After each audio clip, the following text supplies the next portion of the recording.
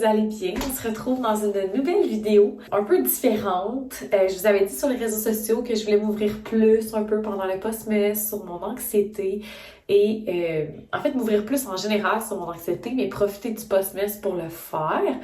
Puis je repoussais énormément. Je repoussais depuis la journée que j'ai fait mes stories que je repousse de filmer cette vidéo. Puis je voulais absolument la filmer avant de partir dans le chalet avec ma famille. Ça fait quelques fois déjà que je vous parle que je m'en vais dans un chalet. Puis pourquoi je voulais la filmer avant? C'est parce que le chalet, c'est quelque chose qui me stresse quand même, mais j'aimerais ça vlogger un peu au chalet. Puis je trouvais que ça allait être difficile de vous vlogger sans vous dire avant que ça me stressait d'aller là. Je sais pas si vous comprenez ce que je veux dire. Si je veux pouvoir vous vlogger puis vous dire comment je me sens, ben il faudrait que vous compreniez, tu sais, qu'est-ce qui me stresse. Voyons, j'ai donné de la misère. J'ai comme fait une toque puis j'ai une grosse couette qui sort puis j'essaie de la rentrer puis je suis pas capable. Fait que je me suis dit que j'allais essayer de m'ouvrir plus sur mon anxiété et que j'allais faire ça en faisant un Get On Ready With Me. Dans le fond, on part au chalet demain. Et là, je sais pas, cette vidéo-là, je vais la mettre quand exactement. Fait que, bref, c'est ça. Vous m'avez posé quand même plusieurs questions sur Instagram quand je vous ai dit que j'allais filmer une vidéo sur l'anxiété. Puis je vous ai demandé de me poser des questions. Puis vous m'en avez posé tellement. Ça faisait longtemps que j'avais pas eu autant de questions. Fait que j'en ai choisi quelques-unes. Tout d'abord, je voulais commencer par quelqu'un qui avait répondu stress ou anxiété. Je vais répondre tout de suite. J'ai l'air complètement folle. Okay. Je mettrai pas le bandeau parce que je pense que j'ai l'air un peu trop débile avec le bandeau puis les cheveux attachés en même temps. Fait que je mettrai pas le bandeau finalement.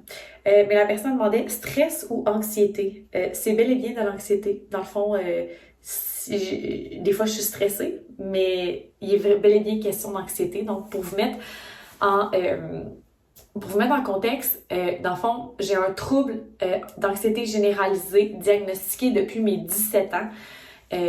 Donc, c'est bel et bien de l'anxiété. Par contre, parfois, je suis stressée comme tout le monde. D'ailleurs, en ce moment, je suis comme un peu stressée. Ça me gêne de parler de ça, ça me rend inconfortable, c'est rare que j'en parle. Fait que c'est comme un gros step pour moi, là, parce que même les gens proches de moi savent que je fais de l'anxiété, mais savent pas nécessairement qu'est-ce qui me rend anxieuse. Même avec vous, je vais pas rentrer en profondeur, puis je vais pas tout vous dire parce que je suis pas rendue là. Il y a plein de trucs que je veux garder pour moi, puis peut-être je vais les garder pour moi pour toujours, puis c'est bien correct.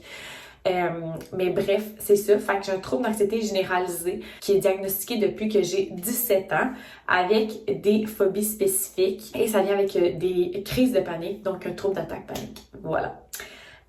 Donc ça fait plus de 10 ans que je vis avec ça. Je me suis demandé beaucoup est-ce que je prends de la médication, puis il y a aussi d'autres questions en lien avec la médication, fait que peut-être c'est des gens qui me suivent depuis pas aussi longtemps. J'ai pris de la médication pendant un peu plus que 10 ans. J'ai essayé de l'arrêter à quelques reprises au courant de ces 10 années-là et sans succès, j'ai jamais passé plus d'1 an sans médication depuis ce temps, à part en ce moment. En avril 2022, si je me trompe pas, en avril 2022, j'ai arrêté ma médication. Donc, depuis avril 2022, ça fait plus qu'1 an que je ne prends plus de médication. D'ailleurs, il y avait une question qui était quand est-ce que tu as su que tu étais prête?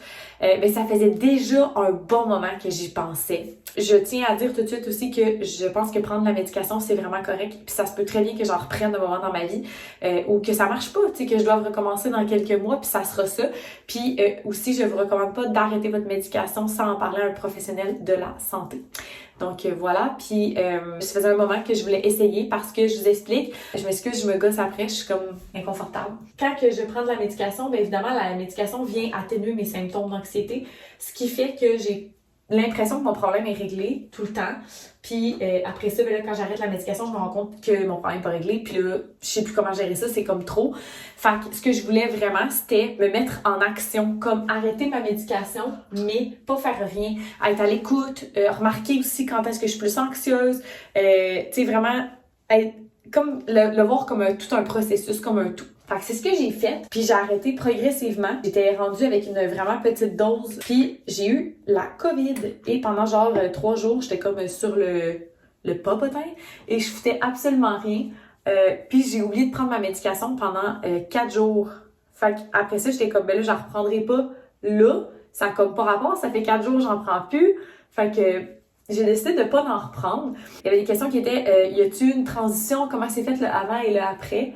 En fait, moi, j'ai pris la décision de dire à absolument personne d'autre que Gab que j'allais arrêter la médication. Et je pense que ça a été une excellente décision de ma part parce que, je vous explique, j'avais tellement peur que si je disais à mon entourage que j'étais anxieuse ou stressée ou si j'avais des réflexions ou des comportements différents, ben que mon entourage associe tout ça à l'arrêt de la médication. Fait que je voulais pas me faire dire comment t'as-tu remarqué telle affaire. Je voulais pas me faire questionner, mais je voulais pas non plus qu'on associe mes comportements à ça. Fait que j'en ai pas parlé à personne à part Gab. Ben Gab, évidemment, j'allais lui en parler parce qu'il partage ma vie, mais aussi, tu sais, pour, je sais pas, tu sais, c'est important que quelqu'un sache que je prends plus de médication, je pense. Donc, c'est ça. La médication que je prenais, en passant, c'était du citalopram. Ensuite, il y a quelqu'un qui me dit « Tu parais tellement confiante, l'anxiété gruge beaucoup de monde dans le fond sans qu'on le sache. » Ben, je dirais que oui. Puis évidemment, ça veut pas nécessairement dire que j'ai pas confiance en moi ou en mes habiletés ou whatever. Pour moi, l'anxiété touche des parties vraiment particulières de ma vie, des parties vraiment précises. Je déteste être pris à un endroit comme physique ou pas. Fait que je vais vous donner un exemple. Je déteste être dans les transports en commun. Je déteste aller quelque part sans mon auto. En fait, j'ai beaucoup de misère à le faire, là. D'aller quelque part sans mon auto. J'ai de la difficulté aussi à être prise à un endroit. Fait que je vous donne un exemple. Si je dois donner une formation, puis que c'est moi qui anime, puis que je suis là, tout le monde compte sur moi, ben j'ai pas le choix d'être là. Ça me stresse vraiment. Quand que je fais des lives Facebook, Instagram avec ma job, ça me rend vraiment anxieuse. Je suis prisonnière sur place. Comprenez-vous ce que je veux dire? Je peux pas m'en aller quand je veux. Pour moi, ça, c'est vraiment des situations qui sont très anxiogènes. Comme le chalet ce week-end, on y va avec mon auto, mais je pourrais pas vraiment m'en aller. On est tous ensemble, on est dans le fond du bois, je suis pognée là. C'est le scénario de catastrophe pour moi. J'aime pas aussi être entourée de comme plein de gens ensemble, ça me rend inconfortable. Il y a beaucoup de choses qui me rendent anxieuse. Dans les dernières années, dans la dernière année en fait, j'ai développé une peur aussi un peu de prendre mon auto, de conduire. Puis tu sais, je travaille vraiment fort là-dessus parce que je veux pas laisser de nouvelles craintes s'installer. C'est vraiment comme important pour moi. Puis ça fait partie de mon processus dans le sens où je prends plus de médication. Fait que c'est normal qu'il y ait des affaires qui me stressaient pas ou qui me rendaient pas anxieuse, qui là me rendent anxieuse parce que je prends plus de médication. Fait que tu sais, c'est sûr que mes réactions sont différentes, puis mes réflexions sont différentes. Je donne un exemple aussi, je me fais poser des extensions de cils. Chaque fois que je vais à mon rendez-vous, je suis toujours hyper anxieuse. Je peux pas m'en aller. Je suis pognée là, les yeux fermés, couchée sur une table. Quand je vais chez la coiffeuse aussi, j'ai du papier sur la tête, je peux pas m'en aller là. Je suis comme pris là. Comprenez-vous ce que je veux dire? C'est le genre de situation qui me rend vraiment anxieuse. Beaucoup de questions disaient comment ça affecte ton quotidien. Ben, ça affecte mon quotidien à plusieurs moments, dans le sens où des fois, j'ai pas envie d'être avec des gens. Être avec beaucoup de gens, ça m'insécurise, ça me stresse, ça m'envahit souvent. Autant qu'on aime ça avoir du monde chez nous, autant qu'à chaque fois avant que les gens arrivent, je suis terrorisée. Genre, j'ai peur. Je me sens prisonnière. Tu sais, si je veux être toute seule, je pourrais pas. Ma maison va être remplie de monde. C'est vraiment particulier parce que c'est comme un peu contradictoire avec ce que j'aime, tu sais. Puis en passant, je vous dis ça, puis genre, je fais appel à votre ouverture, là, parce que j'espère que vous êtes dans l'ouverture et non dans le jugement, parce que c'est bien possible que pour vous, ça fasse aucun sens qu'est-ce que je vous dis, puis en passant, je sais que ça fait aucun sens. Je suis pas comme complètement débile. C'est justement ça le principe de l'anxiété, c'est que ça n'en fait pas de sens. C'est une réflexion comme irrationnelle. C'est vraiment comme si mon corps envoie un signal de danger dans ces situations-là, alors qu'il y en a pas de danger. J'ai un côté aussi extrêmement, puis plus je vieillis, pire c'est, germophobe, dédaigneuse. Fait que, comment ça affecte mon quotidien? Ben c'est sûr que genre, ça me stresse, me retrouver avec beaucoup de monde. Aller dans un chalet comme ce que je fais là, c'est vraiment beaucoup pour moi. Ceux qui me suivaient depuis longtemps, j'avais été dans un chalet avec mes amis Léonie et Charles. Puis eux, je leur avais vraiment comme dit que ça me rendait anxieuse, que c'était vraiment le pire scénario pour moi, là, on s'en allait loin. Même principe qu'en fin de semaine, pas d'eau potable, pas d'eau courante, pas ben de réseau cellulaire. Voyons, il est comme une mousse. C'est pour moi le pire scénario, là, tu sais, d'être pris là. Je me sens prisonnière, j'aime pas ça. Je fais beaucoup d'insomnie aussi, vous le savez, puis c'est vraiment niaiseux parce que, tu sais, des fois, quand j'ai de quoi d'important le lendemain, je veux vraiment dormir. Je veux tellement dormir que ça m'empêche de dormir. Puis il y a quelqu'un qui me dit, t'as-tu un truc pour quand tu veux vraiment dormir, tellement que ça t'empêche de dormir? Non. J'ai pas de truc. La médication m'aidait vraiment beaucoup. Mais en ce moment, j'ai plus rien. J'avais même aussi une médication que je prenais de façon spontanée quand que je paniquais ou whatever. J'en ai plus ça non plus depuis quelques mois. Fait que, tu sais, ça, c'était une bonne, pas une béquille, mais une bonne porte de secours quand il arrivait quelque chose où je paniquais trop.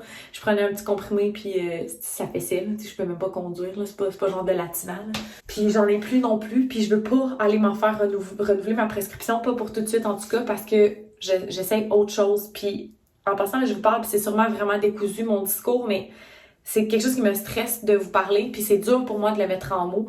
Fait que j'y vais comme ça vient, puis au pire, vous me poserez des questions, puis je répondrai comme dans un autre temps. Ils m'ont demandé aussi comment que je fais pour le gérer. Ben, en ce moment, j'ai beaucoup de difficultés. Je dirais que les pires moments dans la dernière année, c'est quand je dois prendre le volant. Puis pourtant, je le fais pareil, là. Fait que, tu sais, c'est pour ça, des fois, les gens sont comme, oh my god, mais j'aurais jamais su. Ben non, parce que, genre, je veux pas en parler, je veux pas encourager ça, tu sais, je veux pas être tout le temps là-dedans. Fait que, c'est vraiment mon close circle qui le sait, à qui j'en parle vraiment. Fait que, tu sais, comme mon chum, ma mère, ma soeur. Puis encore là, tu sais, ma mère, je me suis ouvert à elle vraiment plus dans la dernière année. J'ai tout le temps peur que les gens comprennent pas. Puis surtout que tous ces gens-là, c'est des gens qui font pas d'anxiété. Fait que des fois, c'est comme dur un peu d'être compris. Mais comment je le gère? Ben, de le nommer, ça l'aide beaucoup. De le nommer, mais de pas faire exprès de rentrer là-dedans. Puis c'est tout, ma mère, ma soeur, puis mon chum, c'est vraiment des gens qui embarquent pas là-dedans. Fait que, tu sais, sont pas genre, ben non, comme ça va bien aller. Tu sais, c'est vraiment plus comme... Et il essaie de me rationaliser, puis il embarque vraiment pas dans mes trucs. Fait que, tu sais, des fois, mettons, je veux faire de l'évitement, je suis comme, oh my god, Gab, je veux plus y aller, je serai pas capable, non. Mon chum, il est comme, de quoi tu seras pas capable?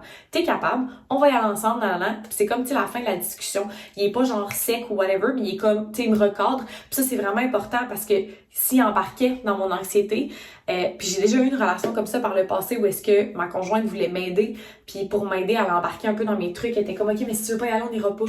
Ben, tu sais, ça, c'est de l'évitement. Puis après, ce que ça fait, c'est que plus t'évites, plus après, c'est difficile de refaire la chose qui t'effraie parce que c'est comme si t'envoies à ton cerveau le signal qu'effectivement, t'avais raison d'avoir peur, tu sais.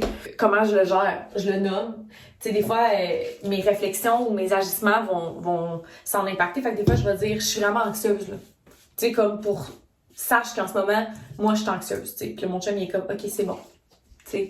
Genre, c'est ça, pour que de juste le nommer, souvent ça va désamorcer. Parce qu'il y a tout le côté peur d'avoir peur. Comme je fais des crises de panique, ben des fois, j'ai juste peur de faire une crise de panique. Je suis même pas anxieuse, mais je m'en vais à quelque part puis je suis comme, j'espère que je ferai pas de crise de panique, j'espère que je ferai pas de crise de panique, faudrait pas que je fasse une crise de panique. Fait que, comme ça l'embarque. Fait que c'est vraiment comme la peur d'avoir peur. Fait que c'est assez envahissant. Fait que souvent, je vais le nommer puis je suis comme, là, je suis vraiment anxieuse live. Puis là, le monde en question sont comme, ah, ok, c'est bon. Tu sais, fait que ça me désamorce. Sinon, j'ai pas de trucs. J'essaie de vraiment me dire que dans la vie, il y a rien qui arrive pour rien, qu'il y a des gens qui veillent sur moi. Puis c'est ça, que il y a rien qui m'est apporté que je peux pas affronter. Tu sais, mais pour vrai, c'est tough, là. Genre, je vous dis ça, mais ça, quand je suis paniquée, je suis paniquée. Il y a rien de tout ça qui marche. Fait que j'ai pas vraiment de réponse à vous donner. Je suis tellement désolée. Est-ce que ça affecte tes relations? Oui et non. Je dirais que souvent j'en parle pas. Fait que c'est des gens qui sont quand même proches de moi puis qui voient ça, ils sauront peut-être même pas, ils vont peut-être apprendre des trucs. Est-ce que ça affecte mes relations? Un peu, parce que des fois je vais être choquée des événements sociaux. Des fois je vais me faufiler des événements sociaux. Des fois je vais genre, je sais pas moi. Ben de plus en plus j'essaie de dire la vérité, tu sais, je veux dire genre je suis trop anxieuse, je peux pas y aller, ou c'est trop une situation insécurisante pour moi, je serais pas à l'aise. Puis ce que je me rends compte, c'est que les gens à qui je suis pas à l'aise de dire ça, ben souvent c'est pas mes vrais amis. C'est vraiment quelque chose que je me suis rendu compte dans la dernière année, parce qu'avant ça, j'avais des gens autour de moi à qui j'en avais jamais parlé de ça, puis que ça faisait genre 10 ans qu'on était amis, puis je me suis jamais ouvert de même. Ben, tu sais, comme ça, il y a une raison pourquoi je me suis pas sentie à l'aise de m'ouvrir comme ça avant. Fait que, c'est ça. Ça affecte mes relations, oui puis non, parce que j'essaie de pas laisser ça gagner, mais en même temps, les gens autour de moi, ben c'est sûr que il y a des gens de qui ça m'a rapproché, puis il y a des gens de qui ça m'a éloigné, puis je pense que c'est correct comme ça, la vie fait bien les choses, puis les gens qui sont autour de moi, à qui je peux m'ouvrir là-dessus, ben c'est des gens qui sont là pour rester. On m'a demandé est-ce que la caféine augmente ton anxiété? Ben oui. Honnêtement, oui. Je prends un café à tous les matins, puis des fois je vais en prendre 2. Aujourd'hui j'en ai pris 2, puis voyez-vous, tantôt avant le souper, j'étais un peu anxieuse. C'est normal, c'est un stimulant. L'alcool aussi me rend plus anxieuse, fait que j'ai jamais été une grande buveuse, mais je le suis pas plus maintenant. Ça renforce les émotions, fait que c'est ça, ça me rend anxieuse aussi. Est-ce que j'ai des symptômes physiques de mon anxiété? Oui, comme je fais des crises de panique, le souffle court, des étourdissements, un peu de dissociation aussi des fois, là. C'est comme si genre, pas je sors de mon corps, mais c'est comme si je suis témoin de la situation sans... En tout cas, si vous êtes anxieux, vous comprenez peut-être qu'est-ce que je veux dire. Les mains moites, difficulté à avaler. Souvent, je vais bâiller beaucoup aussi quand je suis anxieuse parce que je manque comme d'air. Fait que c'est ça, mais je vous dirais que souvent les gens qui sont présents quand que je suis anxieuse ne se rendent pas compte que j'ai été anxieuse ou whatever. Je pense que je suis maître dans l'art, dans la façade. Ouais. Puis c'est vraiment, ça vient vraiment de ma crainte, de ma peur du jugement puis tout. Fait que souvent, je veux pas que les gens sachent que je suis anxieuse, je veux pas que les gens sachent que je fais de l'anxiété. Tu sais, des fois, je vais dire je suis anxieuse, je le dis en story, whatever, je suis anxieuse, mais je veux pas que les gens, pendant que je suis anxieuse, sachent que je suis anxieuse. À part les personnes vraiment proches de moi. Il y en a beaucoup qui m'ont demandé aussi comment je fais pour gérer mon anxiété par rapport à mon travail. Honnêtement, par rapport à mon travail, la seule genre d'anxiété que j'ai, souvent, ça va être de l'anxiété de performance. Puis pour moi, ça, c'est comme la moins pire de la gang parce que elle a des conséquences négatives mais elle est vraiment moins intense que les autres puis plus le temps passe, plus j'arrive à la contrôler. Maintenant aussi, c'est niaiseux mais d'avoir une équipe à gérer, ça m'aide vraiment parce que tu sais, il y a comme toute la pression qui tombe sur moi puis le fait que je doive faire un genre de filtre dans ce que je pense à mon équipe puis ce que je dis, ben ça m'aide à comme faire la part des choses pour moi aussi, dans le sens où souvent ce que je vais dire à mon équipe, c'est toute de la vérité, mais je vais comme rationaliser le tout, puis je vais laisser les détails qui sont pas utiles en ce moment. Ben c'est un peu après ça c'est comme plus facile pour moi aussi, fait que ça m'a vraiment aidé. Sinon je verbalise c'est quoi qui me rend anxieuse de plus en plus, fait que je vais nommer, avant, tu sais, j'étais beaucoup plus dans la réaction. J'étais comme, tu sais, là, non. Puis les gens comprenaient pas nécessairement, genre, where I came from. Fait que maintenant, je suis plus genre, écoute, j'aurais besoin d'être rassurée sur tel point.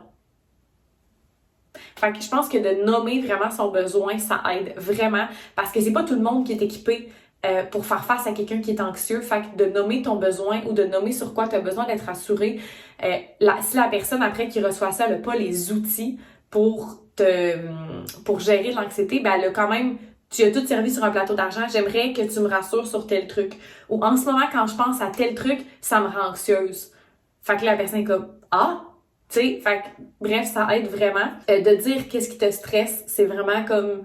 Je vais vous donner un exemple, OK? Dans le cadre de mon travail, il y a les lives que j'ai à faire.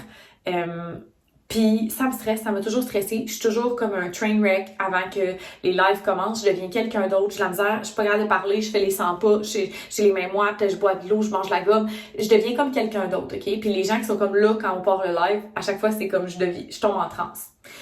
Et il y a quelqu'un de nouveau qui est arrivé dans notre équipe il y a quelques mois, puis elle m'a comme dit qu'est-ce qui te stresse, tu sais, sais-tu que les gens t'écoutent en Puis j'ai dit ben moi de me sentir prise, de me sentir là, obligée d'être là durant un live, ça me rend overwhelmed, puis ça me fait que j'ai peur d'être anxieuse, j'ai peur de faire une crise de panique pendant un live.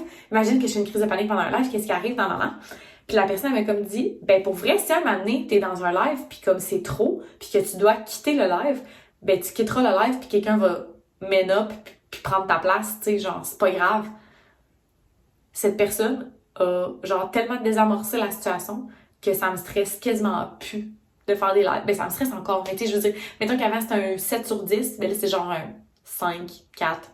C'est fou, là! Fait que tu sais, j'ai comme dit à la personne exactement qu'est-ce qui me stressait, fait qu'elle a comme énoncé qu'est-ce qui allait arriver si ça allait faire. Puis pourtant, je suis capable de penser à ça, mais le fait que comme quelqu'un me le dise, ça a comme désamorcé vraiment la situation. Fait que, tu sais, j'ai comme donné la problématique, j'ai nommé exactement qu'est-ce qui me stressait, fait qu'elle a comme rationaliser le tout, puis ça m'a vraiment fait du bien. Puis sinon, ben, mon anxiété affecte pas mon travail. C'est arrivé une fois que mon anxiété a affecté mon travail, puis j'essaie vraiment de pas me fatiguer avec ça. Tu sais, quand c'est arrivé, puis que ça a affecté mon travail, j'étais comme ça arrivera plus jamais. Puis la personne à qui j'ai dit ça m'a dit, mais tu peux pas dire ça, parce que tu le sais pas, puis ça te met une pression inutile pour le futur, puis j'étais comme, you're right. Fait que peut-être que ça va affecter mon travail éventuellement, parce qu'à ce moment-là, je prendrai les mesures nécessaires, mais en ce moment, je suis déjà en train de mettre des choses en place pour essayer que ça n'affecte pas mon travail. Et quand je dis mettre des choses en place, ben c'est vraiment travailler sur ça, arrêter de faire de l'évitement. Tu sais, quand je dis j'ai de la misère à conduire et tout, me retrouver avec beaucoup de monde, ben les derniers mois, c'est plus dur pour moi d'aller travailler en présentiel. Puis, tu sais, c'est con. Plus j'ai passé de temps à la maison, plus c'est difficile de retourner travailler. Fait que là, j'ai dû retourner lundi direct en revenant des fêtes. Méga difficile. Ça faisait 3 semaines, j'avais pas été travailler en personne. Mais là, c'est comme si ça devient gros, ça devient difficile, ça devient overwhelming. Tandis que si je continue à me bouger, à y aller une fois par semaine, ben, comme, une fois par semaine, j'affronte quelque chose qui me rend anxieuse, je vains des peurs, je m'expose à des choses qui me font peur ou qui me rendent inconfortable. Fait que ça vient qu'à désamorcer la situation. Je sais pas si ça vous aide, qu'est-ce que je dis là, mais en tout cas.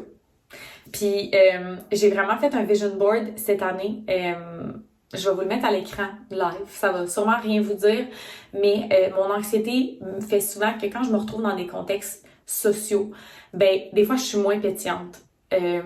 Puis c'est con le pétillante, là, mais c'est parce que sur mon vision board, j'ai mis genre du mousseux puis du champagne puis tout, parce que chez nous on fête beaucoup, on utilise les bulles pour fêter et tout, puis je suis quand même quelqu'un qui est spontané, dynamique et tout, mais dès que je suis dans une situation où est-ce que je suis plus inconfortable, ben je vais être plus silencieuse, plus en retrait, puis ça l'efface un peu ma personnalité parce que je suis trop dans mes pensées envahissantes, puis je suranalyse beaucoup la situation. Puis tu sais, des fois, dans un party chez nous, il y a plein de monde, puis tout, plus je suis comme, j'ai un petit moment de down, de panique, de ci, de ça. Fait que les fois, les gens vont dire, hey, ça va-tu? Puis je suis comme, ah ouais, est-ce que j'ai un petit down de fatigue? Mais en réalité, j'ai un petit moment où est-ce que je suis comme grugée souvent par la crainte, puis je suis comme en train d'être envahie. Fait que j'essaie de rationaliser, mais tu sais, comme en 2024, j'aimerais vraiment essayer de enjoy, puis aussi de prendre des chances, parce que souvent, j'ai peur que il arrive quelque chose, j'ai peur de me mettre dans une situation où est-ce que je vais être inconfortable, j'ai peur de... Fait que je manque souvent, je me prive souvent de moments magnifiques, puis genre juste de vous en parler, ça me rend émotive, mais ça me fait chier de me priver de vivre des moments magiques,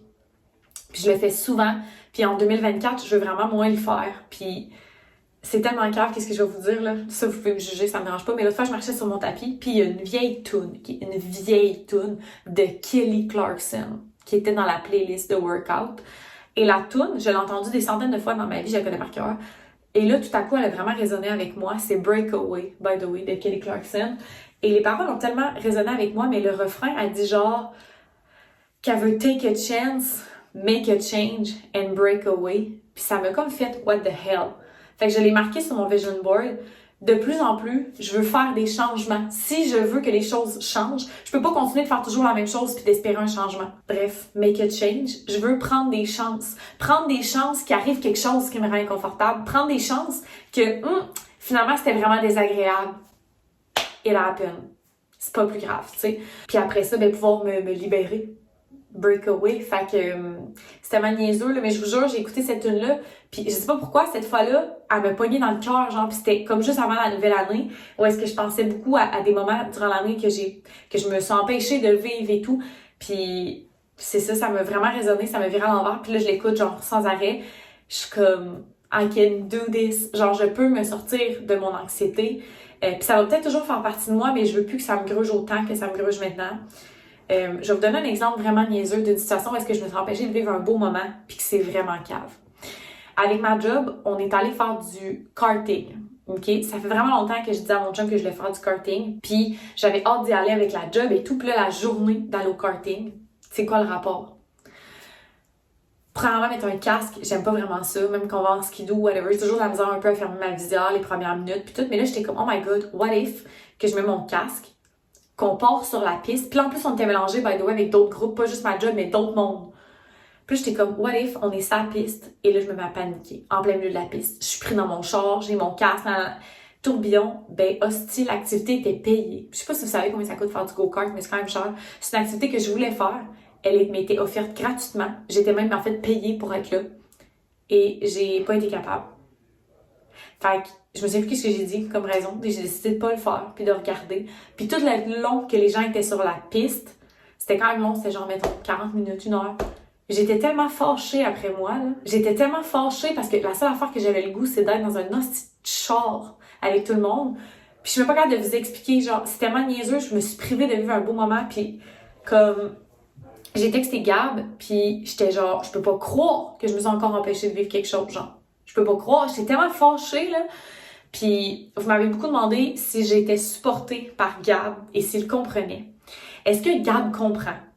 Probablement pas, parce que c'est la personne la plus rationnelle que je connais. Gab, c'est un gars de chiffres, c'est un gars de c'est noir ou blanc. Les ondes grises ne comprennent pas. Il y en a pas des ondes grises avec Gab, mais est-ce que je suis supportée 100%? 100%. Le fait qu'il comprenne pas, je pense même que... le fait que lui en ait pas, je pense même que moi, ça m'aide. Ça m'aide parce que, comme je vous dis, il embarque pas dans mes trucs, mais il me supporte vraiment. Il est pas dans le jugement.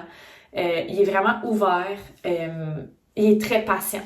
Il est très patient parce que moi, je pourrais pas être avec quelqu'un comme moi. Genre, j'aurais aucune patience. Fait que je suis vraiment, vraiment grateful pour ça. Je sais que c'est pas tout le monde qui a cette chance-là d'avoir quelqu'un qui comprend. Je pense que c'est pas toujours facile pour lui parce qu'il subit ça des fois. Fait que tu sais, je vais vous donner des exemples, puis on t'invite à des places des fois avec des amis ou whatever, puis je suis comme, je serais pas capable, genre je veux pas y aller. Puis tu sais, souvent il va insister, il va comme m'encourager, puis jusqu'à la dernière minute, il est comme t'es sûr, tu sais, tu vas avoir de la peine tantôt, nan. Fait que tu sais, des fois je vais faire, ah t'as raison, puis je vais y aller. Fait que tant mieux, il m'a sorti de ma zone de confort, puis d'autres fois je suis comme non, mais je serais juste pas capable, puis il est comme, ben c'est correct. T'sais. Puis dans la soirée, il va me texter, tu sais, genre j'espère que t'es correct, nan. Fait que ce qui est plate, c'est que lui, il subit parce que tu sais, souvent il va être comme j'aurais vraiment aimé ça que tu sois là, tu sais. Fait que ça, c'est vraiment pas pour lui, mais en même temps, il est pas dans le jugement, puis tu sais, on se chicane pas par rapport à ça. On se chicane pour d'autres choses, ne vous inquiétez pas. Comme tout mon couple, on a nos désaccords, mais on se chicane pas vraiment là-dessus, puis je suis vraiment, vraiment, vraiment contente pour ça.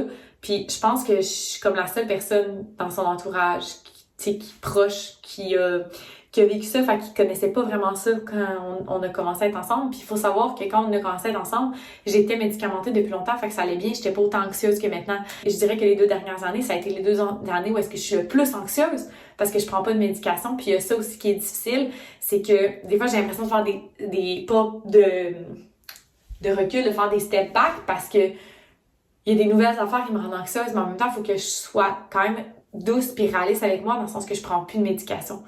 Fait que je pense que c'est normal qu'il y ait des trucs qui me trigger plus qu'avant. C'est ça. J'espère que... je pense pas que cette vidéo-là va avoir été aidante pour qui que ce soit parce que j'ai donné aucun conseil. Puis je pense que je suis pas équipée pour conseiller personne. Mais j'avais vu Kim Demers s'ouvrir de plus en plus sur son anxiété. Puis je la trouvais tellement bonne parce que moi, ça m'a tellement fait du bien de voir... tu sais, qu'elle avait de la misère à être loin de chez elle, loin de son auto, loin de... Puis j'étais comme, oh my god, mais moi aussi, tu sais, puis Kim, c'est quelqu'un que j'admire full, fait que j'étais comme, oh my god. Fait que, en tout cas, peut-être pas, mais si jamais ça peut aider une personne d'entre vous de savoir que vous n'êtes pas toute seule, puis de garder en tête que c'est pas parce que vous savez pas ce que quelqu'un vit, qu'il vit pas les mêmes choses que vous. Tu sais, il y en a plusieurs qui ont marqué ça, tu sais, que, genre, mettons, tu dis souvent que tu fais de l'anxiété, mais on dirait que ça paraît pas, des affaires de même. Moi, je le prends comme un compliment, mais en même temps, ça, c'est dans mon côté performance. Je veux pas que vous le sachiez. Je veux être la meilleure, je veux être parfaite. Mais je suis loin d'être parfaite, puis j'ai mes démons, moi aussi. Puis, tu sais, ça prend beaucoup de place dans ma vie, l'anxiété, beaucoup plus que qu'est-ce que je voudrais l'avouer. Puis, tu sais, ça fait partie de moi, mais jusqu'à un certain point. Puis, je veux pas que ça fasse autant partie de moi toute ma vie. Fait que c'est ça. Je pense que je suis dans un processus d'acceptation, de guérison, puis de reprendre le contrôle aussi sur ma vie. Puis comme je vous dis, peut-être que je devrais recommencer à prendre la médication. Puis si c'est le cas, ben ça sera ça. Puis je vais vraiment essayer fort fort de pas le voir comme un échec parce que quelqu'un dans mon entourage recommencerait à prendre la médication, je verrais pas ça comme un échec. Mais mon côté performance verrait peut-être ça comme un échec. Fait que j'espère que mon message... En fait, j'ai pas de message vraiment à vous transmettre. Je voulais juste vous donner accès à cette facette de moi que je vous donne pas tant accès normalement. Puis c'est ça. J'espère que ça vous permet de me connaître un peu mieux. Puis peut-être de vous savoir que vous n'êtes pas toute seule. Puis si jamais vous voulez me dire dans les commentaires si vous connaissez quelqu'un qui vit avec l'anxiété ou si vous-même vous vivez avec l'anxiété ou whatever, Ça me ferait du bien, on dirait, de vous lire vos petits commentaires, puis de pas m'être ouverte comme ça, puis de rester toute seule avec ma vidéo. Fait que c'est ça. Dans les prochains jours, en fait, dès demain, je vais avoir une grosse sortie de zone de confort parce qu'on s'en va dans un chalet. Donc, ça regroupe tout ce que j'aime pas. Être avec beaucoup de monde, dormir à l'extérieur de chez moi, j'aime pas ça. Pas avoir accès à l'Internet, pas avoir accès à un téléphone. Genre, ça, c'est quoi qui m'insécurise. Si on a besoin d'aide ou quelque chose, on est comme laissé à nous-mêmes. Puis être loin de chez moi, sans mon chien. C'est vraiment beaucoup de choses qui me stressent. Donc, je vais essayer de vous vlogger le chalet. Puis c'est pour ça que je voulais filmer cette vidéo-là avant qu'on parte. Parce que je veux pouvoir vous documenter mon expérience du mieux que je peux. Fait que c'est ça.